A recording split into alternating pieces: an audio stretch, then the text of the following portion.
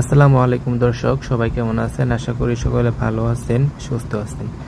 তো আজকে প্রথম আমি রান্না করার ভিডিওগুলো আপনার ট্রাই করার চেষ্টা করতেছি। তো প্রথমে আমি একটা 1.5 কেজি সাইজের একটা মুরগ আমি কেটে তারপর মশলা আপনার মাখায় নিছি ফ্রাই করার জন্য। তো এখানে আপনার মশলা বলতে আপনার শুধু মরিচের গুঁড়া এবং হলুদের গুঁড়া মানে পরিমাণ মতো আপনার নিয়ে নিছি। তো এখানে আমি তেল দিয়ে নিলাম। তো এই মুরগের যে পিসগুলো আছে এইগুলা এখন আমি ফ্রাই করব সুন্দর করে। তো আগে থেকে কিছু মশলা মাখা ছিল, তো এইগুলো আরেকবার মাখা দিয়া ভালো করে একদম মাখাই নিতেছি। তো এখন আমি তেলের মধ্যে ছাইড়া দিব। তো দেখি কিরকম আমার ভালো রাখছে, নতুন নতুন রান্না করতেছি। তো সবগুলা মাংস একসাথে দিব না, তো অর্ধেক মাংস এখানে আমি ছেড়ে দিব। তো মাংসগুলা যেন সুন্দর সুন্দর করে আপনার লাল যেন ভাজা হয়, তো ওরকম কইরা ভাজার চেষ্টা করবো।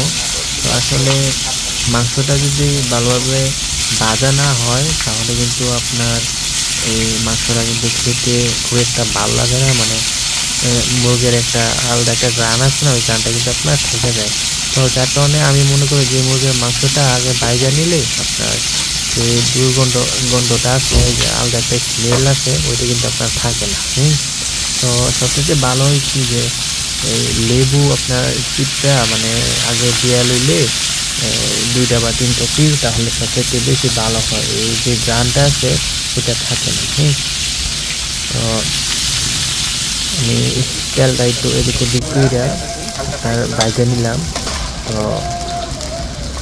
একটু ভালো করে আপনার বাইজা নিতে যেন গ্রানটা যেন না করে। তো অর্ধেক মাংস ভাজা হয়ে গেছে।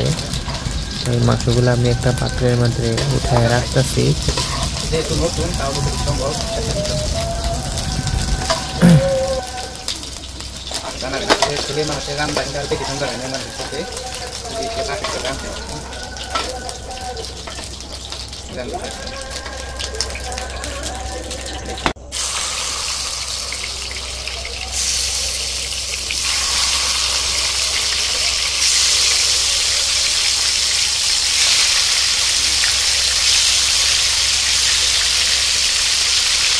সবগুলো হ্যাঁ কেন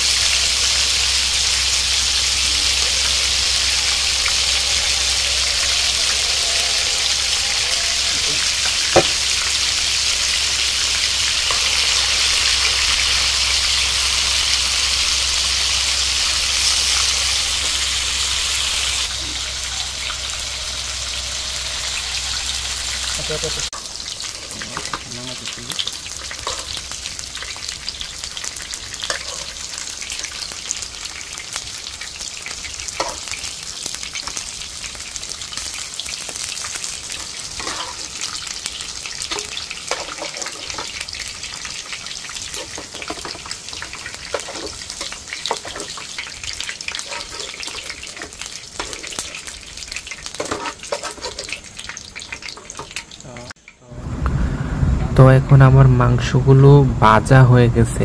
খুবই সুন্দর করে ভাজা নিছি, একদম একটু লাল লাল করে ভাজা নিছি। তো এখন একটা ডেগের মধ্যে আমি মাংসটা পাকামো। তো ডেগের মধ্যে তেল দিয়ে এবং মশলা দিয়ে দিলাম। তো পরিমাণ মতো এখানে সব কিছুই আছে আগে থেকেই রেডি করা, যেমন পেঁয়াজ, তারপর মরিচ, তারপর আদা, সবকিছু আপনার একটা বাটির মধ্যে রাখা ছিল। তো সবগুলোই দিয়ে দিতেছি। জানি না কম বেশি আলা কিরকম হয়, তো রান্না করার পরে বোঝা যাইব কিরকম স্বাদ হয় নাকি আমার কোনো কিছু ভুল হয়। তো প্রথম অবস্থায় তো প্রথম অবস্থায় কিছু কিছু ভুল হতেই পারে, এটা কোনো বিষয় না। তাও আল্লাহ ভরসা রান্না করতেছি। এখন মাংসগুলা আমি দিয়ে দিতেছি, মাংসগুলা মশলার মধ্যে দিয়ে দিতেছি। মশলাগুলো কিন্তু একদম একটু বুনা বুনা কইরা একদম তেলটা যেন উপরে ভাসে, ওরকম অবস্থায় আপনার মাংসটা আপনার দিতে হয়।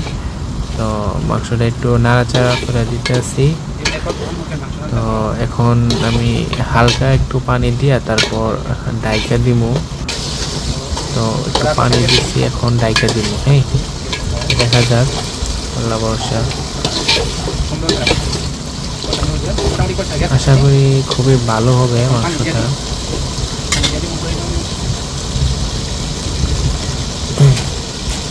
তো এখানে এক মগ পানি দিয়ে নিলাম, তো আরো এক মগ পানি, তো আরো এক মগ পানি দিয়ে নিলাম। পানিটা একটু বেশি হলে